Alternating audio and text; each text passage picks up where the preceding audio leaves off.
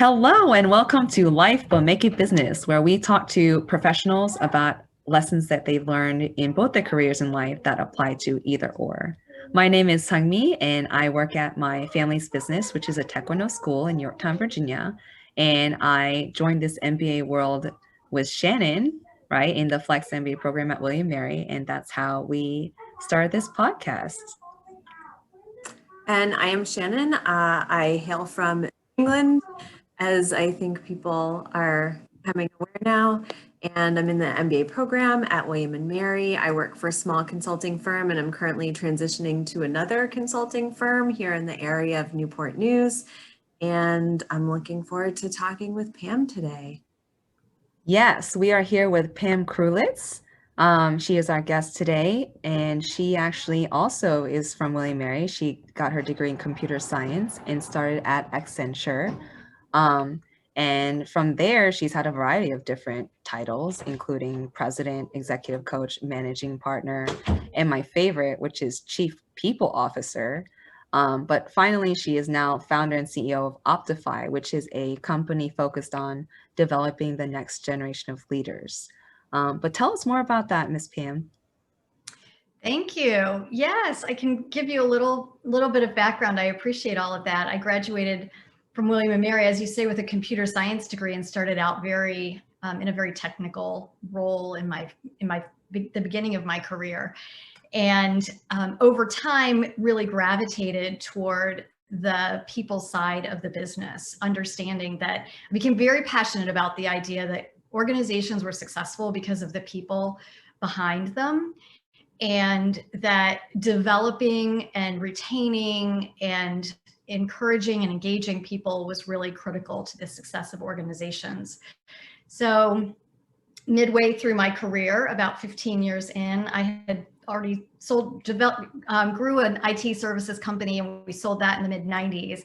And then in 2004, I switched my focus to executive coaching or leadership coaching, and discovered that there was actually a job where you could help people grow and learn and become engaged in their careers. And so that's what I've been doing for 17 years, both directly with clients and now in creating a startup company called Optify that is intending to scale coaching to reach more people, particularly earlier in their careers. A lot of executive coaching is reserved for people who are at the senior levels and have a lot of experience. And we really wanted to bring coaching to people earlier in their careers and at the mid-level organizationally, where I think they can really benefit from it and the organization can benefit from it.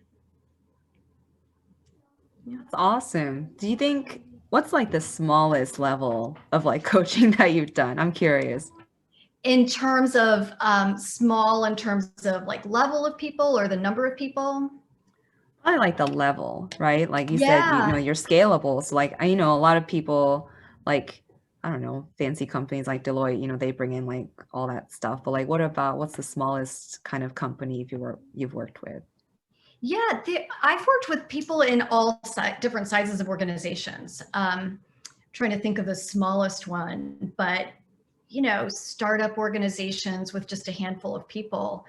I worked with one woman who was on her own as a consultant, and she was trying to break into a new field in publishing. And so I worked with her directly. So it wasn't through an organization, but most of the work that I do is sponsored by organizations that really want to invest in developing sometimes they'll call them HIPOs, high potential leaders in the organization. Large companies have big formal processes to define who their HIPOs are. And smaller organizations will just sort of intuitively know who they want to invest in to help them get better. But yeah, so all different sizes, and each coach has a little bit of a different emphasis in terms of who they specialize in working with and the topics around which they like to work. So sometimes it's leadership. When you work with a really small organization, like a CEO of a small organization, it sometimes gets a little bit more into business coaching and helping them figure out their strategy for the business, for example. whereas leadership coaching focuses more on interpersonal skills and how do you motivate a team, how do you manage up, how do you communicate with your boss in a way that's you'll have influence in the organization. So sometimes they're called quote unquote soft skills, but I think they're actually the hard skills. Yeah. I would agree with that. Soft skills, but are actually difficult to implement.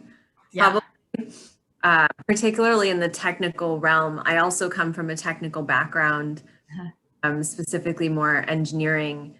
And at what point did you think to yourself, I'm going to pivot away from this, or there's other things out there? Because I think there's sometimes a little bit of a fallacy, and maybe I see it more now, where young people go to school for something like computer science, and they think that that's their path. Mm-hmm. Good. And it's so tied into their identity, it's very difficult to pivot. Can you tell us about how you pivoted away from something that was so technical to the non-technical, and when you thought, this might be more of a place for me? Yeah, no, it's a great question. So like I said, I started out very technical programming and very quickly worked my way up into a management position. So at Accenture, I was a manager, leading teams of people who were developing custom software. MCI was our big client back in the day, a big telecom company. And so I got a lot of experience in the telecom industry. So I was leading big projects, and then I went to a startup company that was 13 people when I got there. And we grew it over a period of about 5 years to 80 consultants. And we sort of rode that telecommunications wave. It was in Northern Virginia in the mid 90s or early 90s. And there's a big boom in telecommunications because of deregulation. So we sort of rode that wave and did a lot of great work for clients. We were very profitable, high growth. We had 30% growth and 30% profit margins every year. It was a very successful business. So we sold it in 1996, and I will get to your question, I promise. I know there's a lot of background, but we sold the business in 96 and to a roll-up. So it was a company that was acquiring lots of little businesses doing what we did. And so then I became an executive in this big company. They were headquartered in Jacksonville. We had 30 offices around the country. And it was a big transition from leading our own company to being part of this much larger organization with like 2,000 people in it. And that was where I became the chief people officer, because my transition, I guess, began in earnest at that point, where I was very, very focused on making sure we had the right people in the right seats in order to make the organization successful. And I wasn't shy about sharing my perspective on that with the CEO. And he had made the general counsel, so the head of legal, had become just by default, I guess, responsible for HR, because they saw HR as a very legal function, which there is a legal dimension to it for sure. But I saw it as like a core part of the business to make sure that people were rewarded and incented and encouraged and, all of those kinds of things. So I was very outspoken about it. And finally, they just said, if this is what you're really passionate about, you should be the chief people officer for the organization. So they basically handed me this job that, people study years and years and have big careers and, to learn how to do it. And it was part of what I think attracted me to coaching as well, was that I was only, how old was I then? Like 35 maybe? And early 30s even. We sold the company when I was about 30. So it was just a very quick, accelerated career. And I was always a little bit over my head, or maybe a lot over my head, in every position that I had. And so I guess that was the other piece of it. I really realized that having support through your career when you are in those stretch assignments, when you're in a little bit over your head and you don't know exactly what you're doing, it can be a little overwhelming at times. And so I became the chief people officer. And then about 4 years after we sold the company, I decided to take some time off. I had 3 little kids at the time. They were 2, 4, and 6. And my husband was staying home with them, but I think he was ready to sort of cry uncle and say, let's think about something else. And I was ready to take a break and try to figure out what I wanted to do next. So I took about 3 years off. And when I decided to go back into the workforce, I just spent a lot of time trying to figure out what I wanted to do next. And coaching was still relatively new at the time. One of my neighbors had been a coach. He went through the Georgetown Leadership Coaching Program, and I had coffee with him, and we must have talked for 2 hours, just my picking his brain about what this field of coaching really was all about. And it really combined my commitment to people development with a business orientation and business organizational context. So I went through the Georgetown Leadership Coaching Program, not 100% sure that that's what I wanted to do, but once I got into it, I realized it was just a great fit for what I wanted. So that was the pivot and how it happened. After I started coaching, I discovered that a lot of people with an engineering background or a technical background were very drawn to me as a coach, because there aren't that many coaches who've made the pivot from technology to coaching. And so I found a lot of clients drawn to me for that reason. Yeah.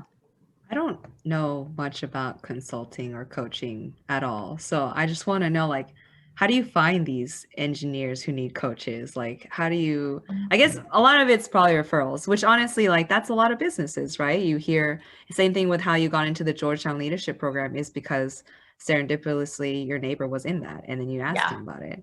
But like, is it, I guess, you know, besides referrals, like how else do you like find these kinds of clients? Yeah. It is a lot of referrals, a lot of networking. So for individual coaches, that's how most of them start their coaching practices and grow their coaching practices, is primarily through a referral network. They're usually people in organizations that are responsible for learning and development. You know, it's a role within the HR function where they'll focus on training, development, and coaching. And so being able to network and get connected with learning and development people can be one way to do it. I was fortunate pretty early in my coaching career. I was able to connect with MITRE Corporation. They are a nonprofit government contractor in Northern Virginia, very technical. Engineers, you know, predominant in the company. Almost all of their folks have some kind of engineering background. And they had a leadership development program called the Leadership Lab. And they were hiring coaches to coach people who were going through this leadership development experience. And I think there were about 9 coaches that they brought on to do that. And I was fortunate to be one of them. So I had 6 clients every year through that program. And it was just a great kind of foundation to my coaching practice. The coaching industry has changed over the last 20 years or so. It's a little bit harder for individual coaches to get into organizations in that way. Part of why I started Optify, because we're now working with learning and development folks to say, okay, we have coaches. We've got 35 coaches right now who work with us. And so we can go into organizations in a bigger way. And for example, we have the contract with Lyft, and we're providing all coaching for directors. So any director at Lyft who gets a coach is coming through us now. So coaching is sort of consolidating in that way, and organizations are going to larger companies that can source coaches rather than kind of going out to individual coaches to bring them in directly. That's so awesome. Oh my gosh. Okay. I have a fun question for you. Like, it sounds like you said you have like 30-ish coaches.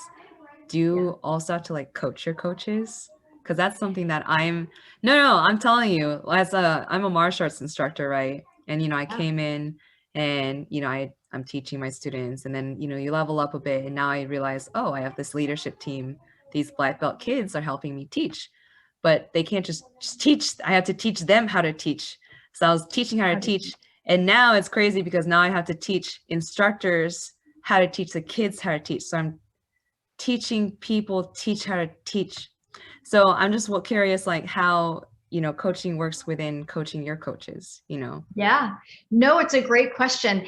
And one of the jokes in the coaching world is that most of us, coaches, there are two things that coaches really, really enjoy. One is learning and sort of being guinea pigs for their own development. And the second is being in community with each other.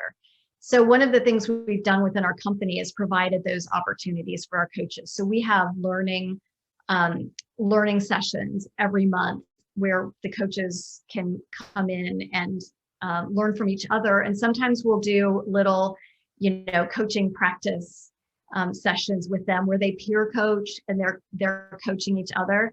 I'm certified in all sorts of assessments that we use in leadership coaching.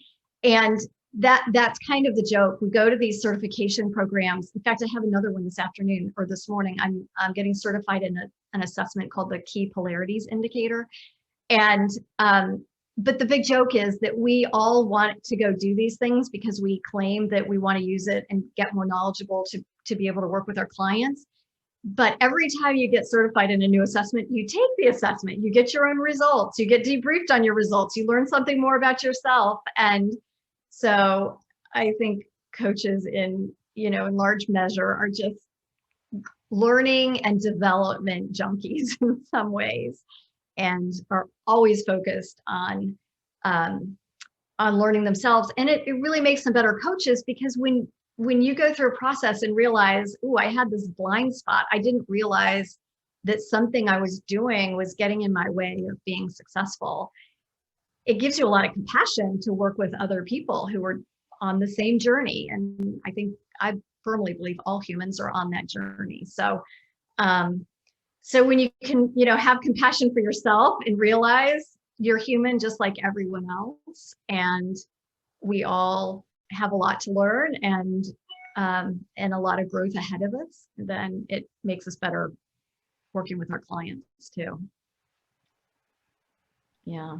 That kind of almost reminds me of like therapy, to a point where you realize you work on yourself and then you realize, oh, I have this thing and I worked on it and it made me better. And so you want to share it because you're psyched about it, Yeah. In that realm, what would you say is an overlooked skill that people miss when they're looking for professional development and growth? When you think of that awkward stage where they're entering the workforce and they feel like they're really doing the work, but they're not making the strides. Is there, what do you think is a highly overlooked thing that is your go-to when you're first starting to work with someone who's going from, a technical and trying to grow out of that and up? Yeah. So just two things I want to say. One is as you describe it as therapy, I appreciate that because it is very introspective. And in the coaching world, we're really careful to make a distinction between therapy and coaching because we aren't trained as therapists. And yet it's a very introspective process. So sometimes people feel like they've, had that kind of experience, even though it's not actually therapy. So just want to make that clear. Yeah, overlooked skills. I think from a leadership standpoint, one of the things that we work with clients on is helping them become more intentional in the choices that they make, which requires a measure of self-awareness. And I love the quote that saw, it was a human performance organization that said basically 95% of what we do as human beings, we just do on autopilot. Like if you think about it, you know, everything from what we, you know, the order that we do things in the shower to driving, you know, to our gym every day, it's just sort of on autopilot, but it happens at work as well, where we come into the office and we do the same thing in the morning every day, or we respond to people with the same perspective, or we focus on the same priorities. And so one of the things that coaching does is it helps sort of elevate those things that we do just sort of by default, that sometimes we don't even recognize we're doing by default. And it gives people more choices. So I'm working with someone right now who I just talked with him yesterday, and he ends up he calls it taking every jump ball. So whenever there's work that needs to be done and there's sort of a call for someone to help, he takes the jump ball. He's the one that goes up for the ball every single time. And after having done this enough, everyone else is now trained like, oh, we don't have to worry about it. He'll take the jump ball. So now everybody else kind of sits back, and then of course he gets overwhelmed and his priorities take a back seat because he's now going after, you know, helping everyone else with the things that show up. And so just working with him to name it, and so he can see that that's what he's doing, and then make a different choice to say, I'm sorry, I can't take this right now. Can someone else jump in? It's just, and it seems like a little thing, but when you look at the ripple effect of that through the organization and for him personally, there's been a big cost to it for him. And so just that one behavior, that one action where you can create a little space, not just respond automatically, taking every jump ball, is an important shift for him, and actually takes practice. And that's why we coach people over time, because you can say that and he may know that, but he's going to make all sorts of you know, rationalizations for, well, this one was really important, and this one was, I don't know if anybody else could actually do it. And, you know, so that's what we do as humans. And so it takes practice. It really just takes practice. And so we coach people usually for about 6 months at least. So they start practicing, and then we work with them to see, how's it going? Is that working for you? What was hard about it? What was natural? What's the impact? What are you noticing now is happening with your colleagues when you don't take every jump ball? How are things shifting in the organization because of that? You know, so you sort of unpack it with them. Yeah, so that's the big thing, is just being more intentional, being more self-aware, and then making choices. Man, all this, I love these talks, you know, it's so insightful. Like, and, you know, like a big thing is like, we really want to tie this back into, you know, other life stuff, which honestly, like coaching in general is not just about the business, right? You're also going to end up fixing, well, not fixing, but you're going to end up advising on, you know, the balance between work and life too. Yeah. Have you found that a lot of the stuff that you teach resonates in yourself? Like, what's one thing that you've used in your own life, like at home or like with your friends or something like that? Oh, that's a great question. I think it affects people in their life in a couple of different ways. One is just like this guy who takes every jump ball and is now overwhelmed. Part of the way that manifests is that, and when people get into that situation where they're overwhelmed, and I would say 90% of clients that I talk with have some level of overwhelm with the amount of work that they have to do. It manifests at home. They're not as patient with their kids because they're a little bit frustrated from something that just happened at work, or they aren't able to spend as much time doing things outside of work as they would like to, or you know, there are lots of repercussions that happen when people aren't approaching work in sort of a healthy way. I remember one of the first ways, I've always said that I'm not quite sure what kind of parent I would be if I hadn't gone through this whole experience of coaching, because when I first started, it was kind of obvious to my kids when I would coach them. And they would say, sometimes if they got frustrated with it, they would say, Mom, don't go all coach on me.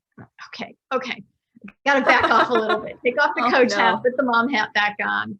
But I've often thought that there are so many parallels between leadership and parenting. And parenting is really just a leadership role in your family. I remember when I was first started coaching, and where it's the pivot point, right? Where I started becoming aware that there was something very interesting to me about this human dimension of work. I read a book. It was called How to Talk So Your Kids Will Listen, and Listen So Your Kids Will Talk. You've heard of it, Shannon? I swear by that book. Yeah. For everything in life. And I think I have the teens version. And I read it and it changed how I communicated. I read it probably 15 years ago and it just changed everything. Yeah. That's a very long title. What is it? Can we type this up? How to Talk So Your Kids Will Listen, and Listen So Your Kids Will Talk. And it was I probably read it 25 years ago. But I remember when I read it, like you, Shannon, I thought this actually has so many great tips that can be used at work when I'm working with my team, or I'm working with my partners, or I'm working with a client who's a little, demanding. Like, how can I listen so they'll talk, and how can I talk so that they'll listen? And so it was the first time when I really saw that overlap between parenting, life, communication skills, and how it all relates to each other. Yeah. That's that awesome. Is such a great crossover. It's so funny because I have that book. I will bring it to you next time we hit. Oh, that can be our first book. That can be our first. Yes. And then I started on kind of a journey of reading lots of books about communication. So there's one called Difficult Conversations. There's one called Crucial Conversations. There's one called, what's the other one? There's another one. They're conversation. They all start and end in conversations, but they're all about conversation skills. And honestly, I can use it in talking to my kids. I can use it in talking to my husband. I can use it in talking with the repair guy who, the car is not fixed yet. And, you got to have that conversation about when the car is going to actually be fixed. And you can have it with work colleagues, but just figuring out how those communication skills is fundamental to everything, I think. Yeah. Okay. So this conversation stuff, like how many times have you had to kind of have some really tough conversations with your clients? Like, has it ever, because this all sounds very cheery and you got it all together and you just give them some tips and they're like, oh my gosh, life-changing moment. But how is it when it's, when they don't take your advice well, or they push back against it, just like your own kids, right? You give them advice and they're like, no, you're wrong. Yeah, you're wrong. Yeah. Well, that's one of the things about coaching, is that we are not typically in the business of giving advice.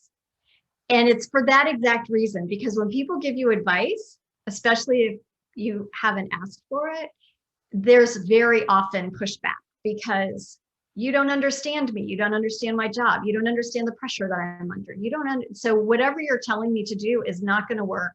And people's defenses go up, right? They don't want to hear it sometimes. And so part of what we do in coaching, or a big part of what we do in coaching, is we ask a lot of questions. And through those questions, clients will gain new awareness.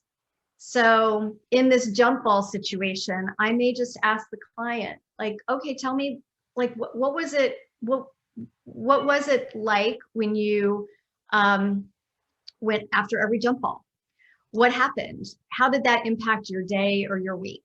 How are you, what is it that, what are your beliefs or assumptions that lead you to want to do that? Like, what is it that's driving that, behavior, do you think? So we ask a lot of questions, and then in doing that, sort of draw out their own perspective on it, where they say, yeah, maybe this isn't working quite so well. Maybe I need to take a step back and figure out, some other way. And so we ask a lot of questions, and we hold up a mirror. And so sometimes it's not telling people what to do, but it's just being able to hold up a mirror and say, you know what I'm noticing? When you, like a positive one is when you started talking about that new client, you had so much energy. What's energizing about this new client? Well, and then they, kind of talk very openly about what's going on for them. And in doing that, again, they're creating a new awareness. They're creating awareness around what is it that motivates them? What is it that they're passionate about, just by asking that question or holding up that mirror to them.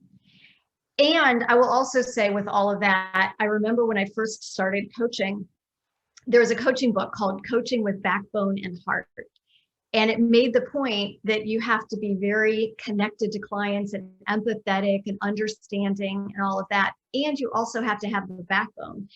And I was like, I wonder what that backbone thing is all about. Because the other part comes kind of naturally, but this backbone, so they said sometimes you have to tell them the hard truth. And I remember reading that and talking about that in my coaching program, and just thinking, no, I don't want to have to do that. Oh, no. But after a while, when you realize that you're being of service to your client, and you can be very compassionate and very empathetic and still be able to say, oh, wow, you didn't, you thought you wanted to, make a hard decision, and you didn't make it. What got in your way? Let's go there. Let's figure it out. Let's talk about what's really happening, even though it might be hard to talk about. Is it the Socratic method? Kind of sounds like that. Kind they of ask like a lot it. of Yep. questions. Okay, cool. Yep. So it's not advice. It's not therapy. Coaching is like a totally different, kind of thing. Yes. And that's good to know. Sounds very appealing. Yeah, it's a totally different thing. And that's why I think, like with my kid, so it's a different thing, and the intent behind it is to help people grow and develop. So just by being in partnership with them in that way, people evolve and learn and grow and can change. Nobody likes to change. We all think that we're great the way we are, right? Like, don't tell me I need to change anything. And then at the same time, they'll say, yeah, but I'm overwhelmed at work, and I don't have enough time for my family, and I'm not very happy with what I'm doing, and nobody else is, picking up enough, whatever it is, fill in the blank. There are parts of things that aren't working. And so how do you both acknowledge you're perfect exactly how you are, and there's probably some things that you could be doing differently that could enable you to manifest more of what you would want in your job, your career, your life. It's a polarity. You're perfect just as you are, and there's room to grow. That's the place where we start in coaching, in believing that about people. Fundamentally, like in our core, like we're all human, we're all perfect exactly as we are, and we all have room to grow. Yep. Do you see, as you've gone through doing this now for many years, do you see fads ever that come through the coaching community? Would you say there's any particular fads that you've seen come through that you just have thought, man, this is wild and terrible, or hey, wow, this is eye-opening, and I can't believe we didn't see this before, as social trends go, and we're going through kind of a strange social, maybe evolution as we become more in tune with ourselves. Is there any terrible or really cool fads that you've seen play out? Yeah, no, that's a great question. A couple that come to mind. One is that neuroscience is evolving very quickly, and there are a lot of people in the coaching world that are getting very tuned into what's happening from a neuroscience perspective, and how coaching from a neuroscience perspective actually helps people learn and grow and evolve. So that's, I wouldn't call it a fad, I would call it a trend. So when coaching first started 20 years ago or 30 or however many years ago, it's been around for a long time, and probably not named, coaching as such for quite a while at the beginning, but it was very sort of informal. And I would say over the last 20 years, it's become a little bit more formalized. There's a governing body called the International Coach Federation that has determined what are the competencies of coaching. So just as you say, it's not therapy, it's not advice giving, it's not consulting, it's not counseling. What is it? And so that governing body has come up with some of the definition of what coaching really is, based on the competencies or the skills that we use as coaches in conversation with people. And so that, I wouldn't, maybe not a fad, but certainly a trend to sort of put more formalization around the profession of coaching. One of the other things that I guess as coaching becomes more ubiquitous, I saw a website for another coaching provider, and I honestly don't even know if I remember the name of the coaching provider, but basically they had a picture of someone on their phone with their coach, and it looked like they were on a bus, like commuting to work, and there they are with their, with their phone and their coach on the other end. And I was like, I don't know. Like, we like to think that we can do anything anywhere with technology, but I can't imagine having one of these really meaningful conversations on a bus, on your phone, like on your way to work. It didn't quite sit right with me. So I don't know if that's a fad or a trend or not, but I was just surprised to see that. Right. Maybe not something that you would necessarily buy into. I can see that too. And it makes me wonder, are they calling the coach for every little thing? Now are we using the coach as a crutch to make everyday decisions?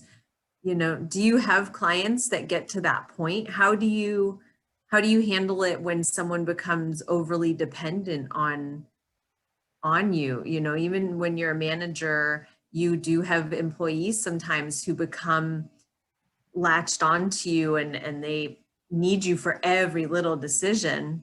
Yeah. How do you make them fly that nest again? Yeah. Conversation. No, it's a great question. Yeah. I think because of the way we coach, it really is about empowering other people. We're not giving advice. So they can't just call up and say, oh, what do you think I should do? I have this dilemma, and have the coach tell them. The coach is going to put them through, like, well, what are the pros? And, they're going to help them talk through it.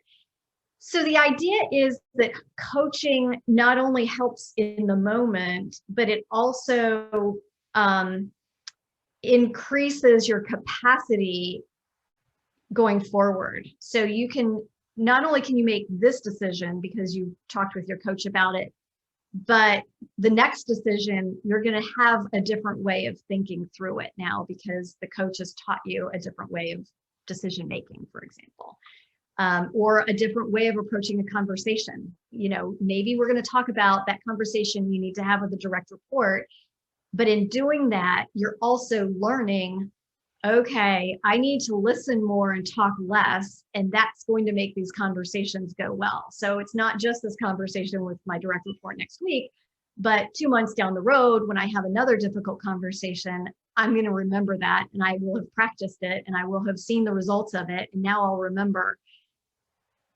I probably need to listen a little bit more rather than talking quite so much. And so it sticks. And so the idea is that you don't actually become dependent on the coach. The coach is helping you pick up those skills that are going to enabled you? I always say everybody grows throughout their career. Like if you think back to yourself 5 years ago, you probably can think about ways that you're different, things that you can do now, things that you can see, things that you can understand, perspective that you have that you didn't have 5 years ago. So we all learn and grow throughout our career. But what I like to say is that coaching kind of accelerates that growth. So it kind of steepens the curve, the growth curve. And it does it not only during the period of coaching, but I think it continues even afterward, because you learn how to learn. You learn how to ask the right questions of yourself. So it does kind of continue on beyond that. And that's where the dependency doesn't usually happen. Unless somebody, I always say after 6 months of coaching, if you're going to continue, you need to sort of step back and say, okay, what's the goal of our next phase of coaching? Maybe there is something new, but we're not going to rehash the same territory. We shouldn't be rehashing the same territory that we've been over for the last 6 months, right? There should be something, the next step, the next level, the next thing that you focus on. That's super awesome. Good gracious. So on our show, I think you didn't see our interviews before. We do random questions. Okay. Yeah. So this is your random question today. That's not related to anything we've talked about so far. You have your own late night talk show, just pretend. You can invite someone, living or dead. Who is your first interview guest and why? Oh, well, I'll tell you, the person that popped into mind is Oprah. Just because, Yeah. I mean, and then the thing that went through my mind was, no, I could never interview Oprah. Like, she's the master interviewer. How in the world could anybody like interview her? But what a fabulous person to have, like, just interesting she has so many dimensions to her. She has this very spiritual dimension, the Super Soul Sunday, and then she's such a fabulous businesswoman, and I don't know, so many dimensions to her that I think she'd be a fabulous person if I could. I think it'd be a great first guest too, because theoretically it's your first guest. You don't really know what you're doing. She'll help you out. Maybe, yeah, exactly. She's so kind. She just has such a wonderful presence. Yeah,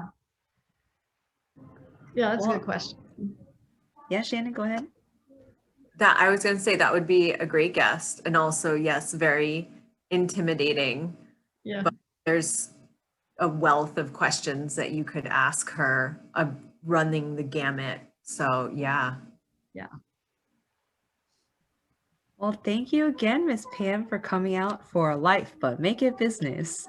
Thank do you have you for any having closing? me. Yeah. Do you have anything you want to close with, or like any books you want to share besides that kid one that I definitely have to read? Yeah, no, that's a good one. I will plug my old business partner, Amy Sue, has a book called The Leader You Want to Be. That's a fabulous book as well. That has some really practical, she's a coach. She's been a coach for 20 years. And it's a great book about leadership and sort of practical tips on becoming effective as a leader. So I don't have a book out, so I'm going to pitch her book instead. Yet, is that they always say you don't do that yet. No, it's actually not a yet. It's not a yet. I've had people ask me if I'd be interested in co-authoring a book, or there is something about that. Like, once you know yourself, have never had an interest in writing a book. You just want to meet people in person. You don't want to just throw it out there. You want that personal experience. Well, I think it's that, and actually it's the act of writing. So when I was in college, I was a computer science major for a reason. Any class that had a paper that you had to write for it, I would go to class, and if they said there was a paper, like a 10-page paper that you'd have to write for the class, I'd drop the class and I'd go find something else. I was so averse to writing. I don't know what it is. It's not one of those skills. My husband's a writer. He's an author and a historian. And so, you know, he's the other half of me who can do that. And my oldest daughter is a fabulous writer, but I've just not ever had an interest in it. So I don't know. Some people, it's just not, they don't like it. My husband is the same as you. He has a master's in computer science and hates writing. He would prefer to do anything else. I love writing. Yeah. I'll write I do end up doing a lot of writing. And when I do it for my business, like I write a proposal, or we have these learning resources in our coaching system that we use, so the coaches can have resources, learning resources that they can offer to their clients. And I've written a lot of those. So I actually do a lot of writing, but oh my word, a book just seems very unappealing to me. So yeah. Well, thank you again, Miss Pam, and hopefully we'll see you in person once this whole pandemic thing's over. That would be great. It was great to meet both of you. Fabulous questions, and I really appreciated it.